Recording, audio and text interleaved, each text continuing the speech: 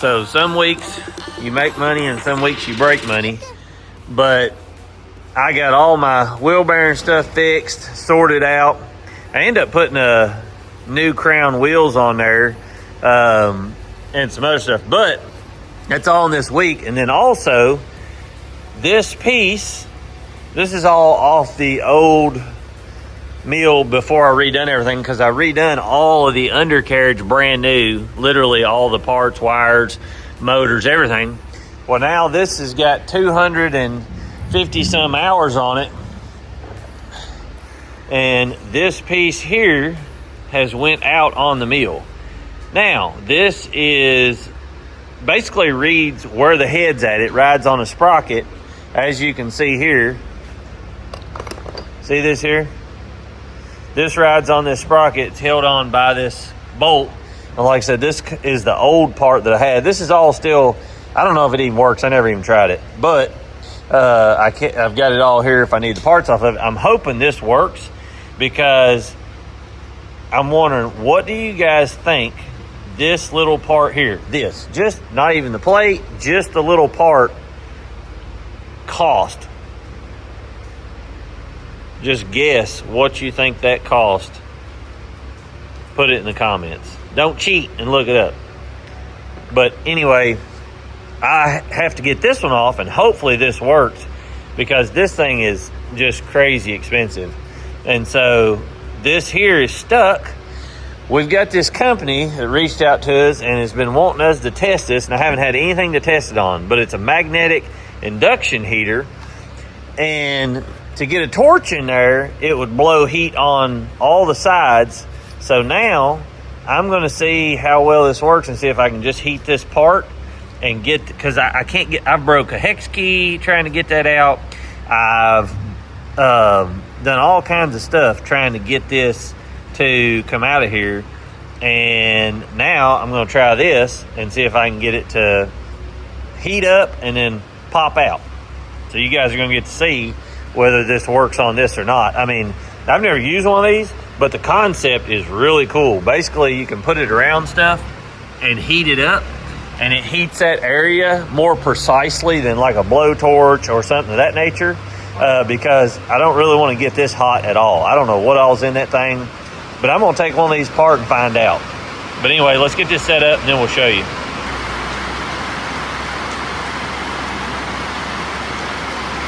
You can see you put them two prongs in there.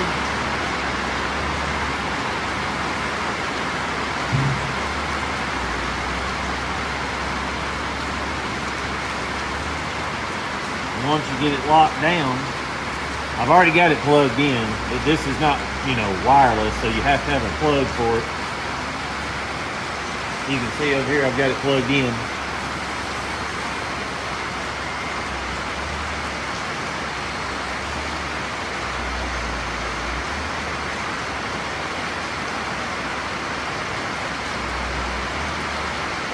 Show them up here this picture. So you don't want it touching it, so I've got to spread it out, as you can see here. But we're gonna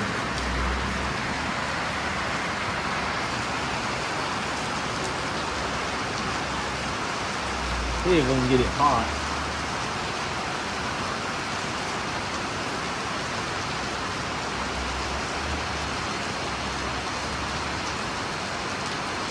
I guess you just pull the button. It just barely clicks.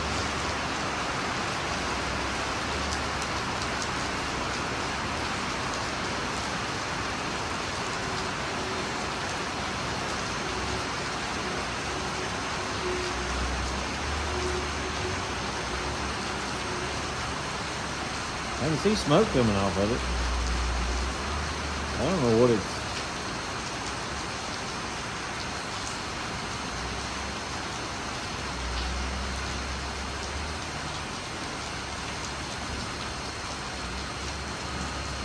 What's it heating? The wire. See it down there at the... What wire? See how the thing's getting black? What? Does it heat the wire? What it looks like.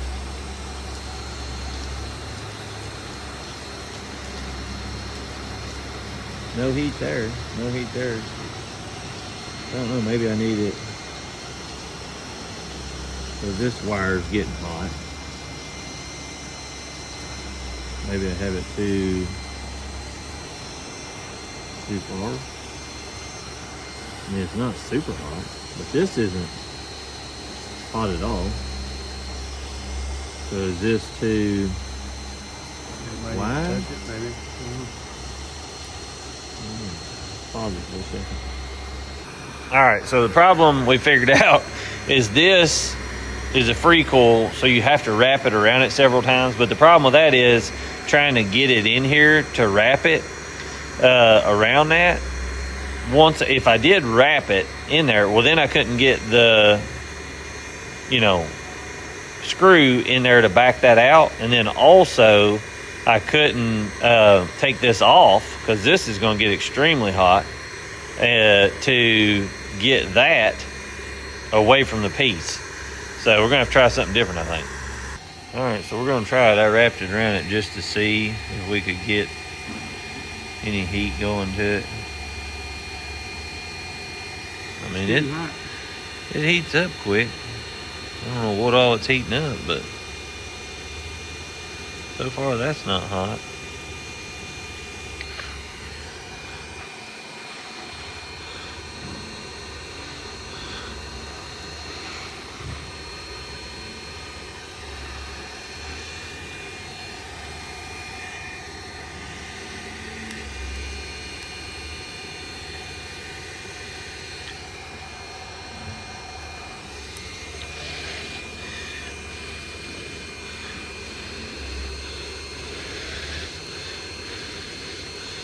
I mean, it's crazy how fast that thing heats up.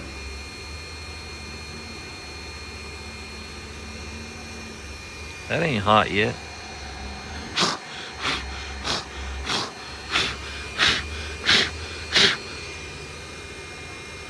Let's see. Let out the... Alright, let's see if we can... Where's the wrench?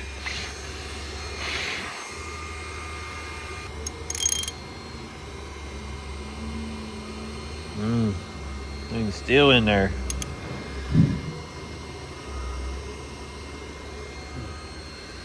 That's twisting, look at that.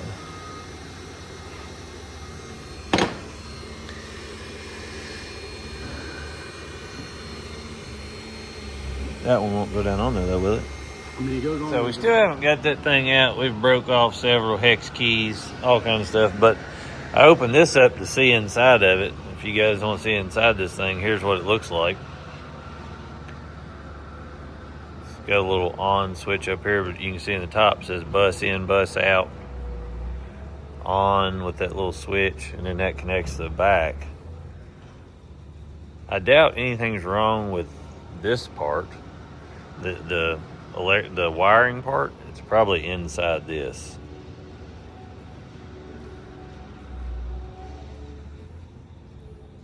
But I don't know, I mean, it's literally brand new. But this one's being a nightmare to get that off that shaft.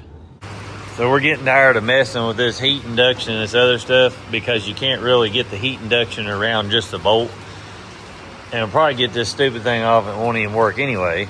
But now we're just gonna do it the old fashioned way and cut the bolt completely out and then just pull this out of the shaft because I don't need the shaft anyway.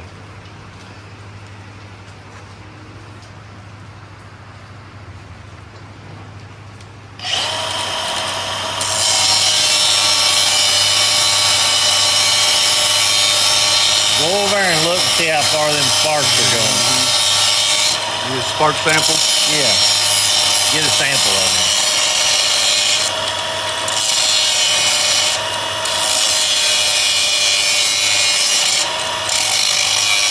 We're just buffing it out right now.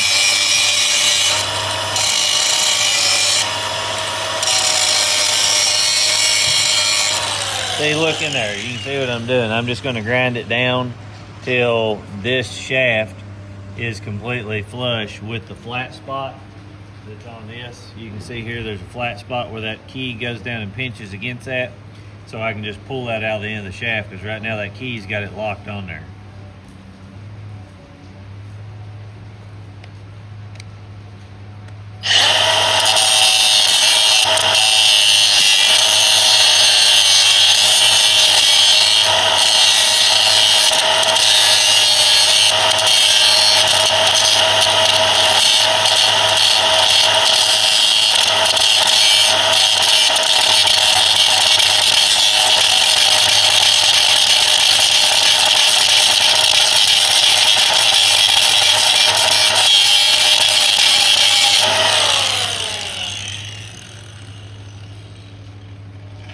We're getting close. I can see the outer ring of that key. I need to peck it so I can see the breakaway in there. Let me take and hit this with this punch so I can see where it has the compression ring in it.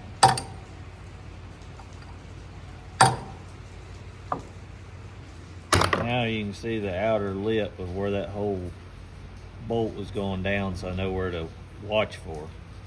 I don't know if they can see that or not. If you get it right up on it, where that you can see the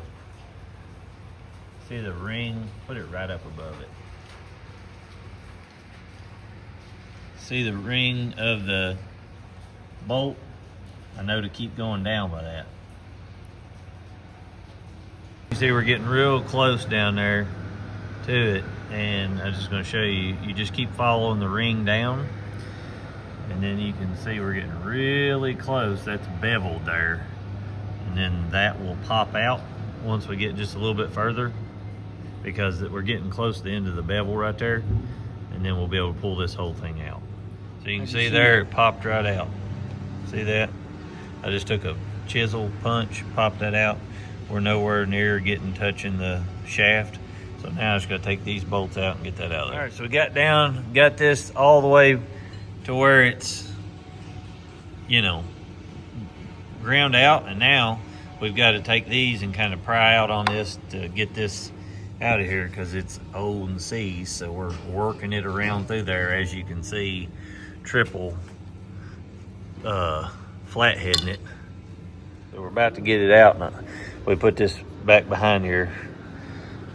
That way we could get some leverage on it, but you can see it coming out. Figured I'd give you all the satisfaction of watching.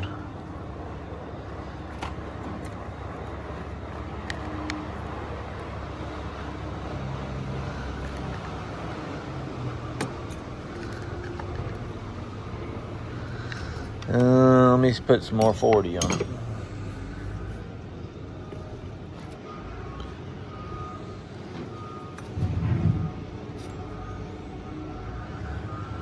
It's hard to hold this phone and do it at the same time.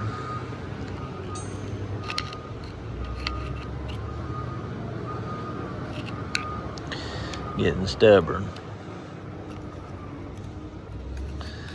Getting stubborn. We need something wider. Huh? We need something wider to get in there. These are too thin. Okay. See what we end up having to do. We end up having to shave that down on almost all the sides to get this to come out. And there it goes. Stupid. So I finally got everything up and going, and had Woodmizer here today. Not for that problem. They were just going around the area. But you're not going to believe what it was. It wasn't my encoder, thank the Lord, because that thing's crazy expensive. The wiring that goes into the box over here, in the main box, I guess one of the wires was either corroded or oxidized or something, because I took a couple wires out, put them back, and everything worked perfect. So we did every bit of that for no reason, lost a day of sawing, and just had a mess. But now we're up and going, and everything's golden. So you guys can see.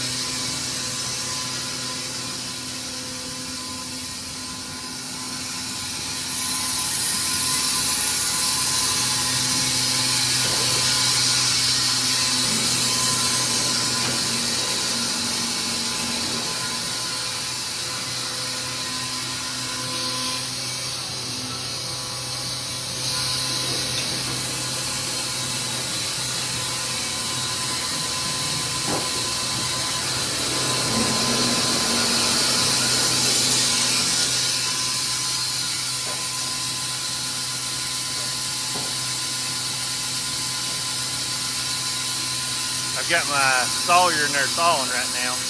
Probably making him nervous, so I ain't gonna do too much videoing.